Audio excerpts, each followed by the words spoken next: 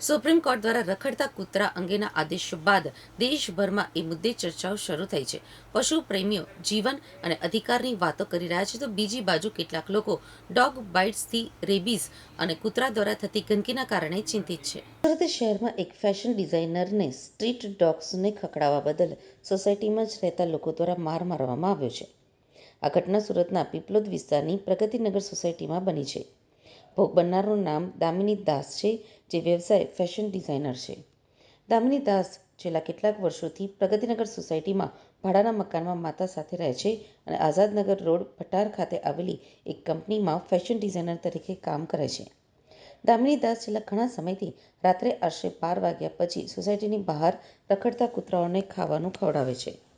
9મી August 2025ના રોજ પણ તેઓ રાત્રે આશરે 12:15 વાગ્યે કૂતરાઓને ખાવાનું આપી પોતાના ઘરે પરત ફર્યા હતા. તેમની માતા સાધના દાસ તે જ સમયે અંકલેશ્વર ગયા હોવાથી તેઓ ઘરમાં એકલા હતા. થોડીક વાર પછી સોસાયટીમાં રહેતા કૌશિક પટેલ, તેમના પત્ની દર્શના પટેલ અને તેમની દીકરી નિકિતિ પટેલ તેમના ઘરના ગેટ પાસે આવ્યા હતા. તેઓએ દામિની દાસને પૂછ્યું હતું કે તમે સોસાયટી બહાર કૂતરાઓને કેમ ખવડાવો છો? આ કૂતરાઓ અમને ભસે છે, એટલું કહીને તેઓ ત્રણેય દામિની દાસ સાથે ઝઘડો કરવા લાગ્યા હતા. દામિની દાસે તેમને શાંતિ રાખવાનું જણાવ્યું તો તેઓ વધુ ઉશ્કેરાઈ ગયા હતા. કૌશિક પટેલે દામિની સાથે અભદ્ર ભાષામાં ગાળાગાળી કરવાનું પણ શરૂ કર્યું હતું.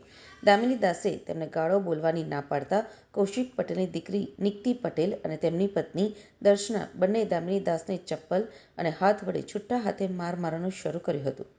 દામિની દાસના આક્ષેપ મુજબ તેમને ત્યાં સુધી મારવામાં આવ્યા જ્યાં સુધી તેમના મોઢામાંથી લોહી નીકળવાનું શરૂ ન થયું. આ ઝઘડાનો અવાજ સાંભળીને સોસાયટીના અન્ય રહેવાસીઓ ભેગા થઈ ગયા હતા.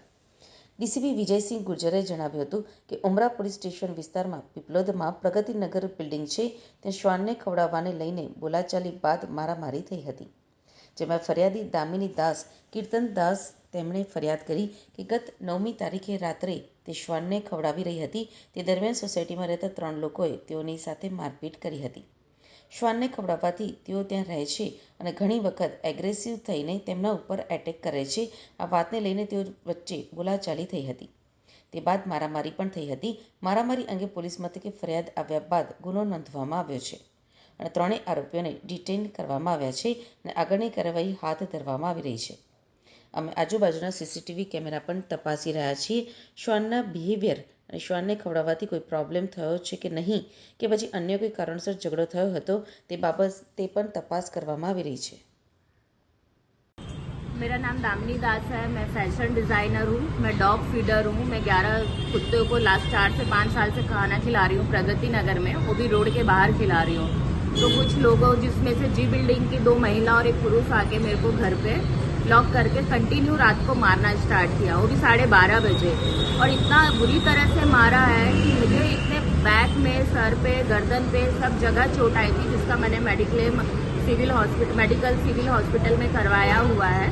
अब उसके कार्रवाई आगे पुलिस कर रही है। मुझे तो न्याय चाहिए, क्योंकि मैं अकेली रहती हूँ। अगर कल मुझे कुछ होता है तो उसके जिम्मेदार कौशिक और उसकी फैमिली होगी। उमरा पुलिस स्टेशन में पीपलोद में प्रगति नगर बिल्डिंग है, वहाँ पे स्वान को खाना खिलाने को लेके और आपस में बहस हुई, उसके बाद में मारपीट हुई। तो उसमें जो फरियादी हैं वो डिजाइनर हैं दामिनी दास, कीर्तन दास।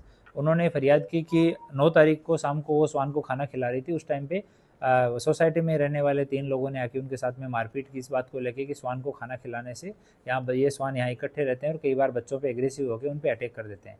इस बात को लेके बहस हुई, बाद में उन तीनों ने मारपीट की।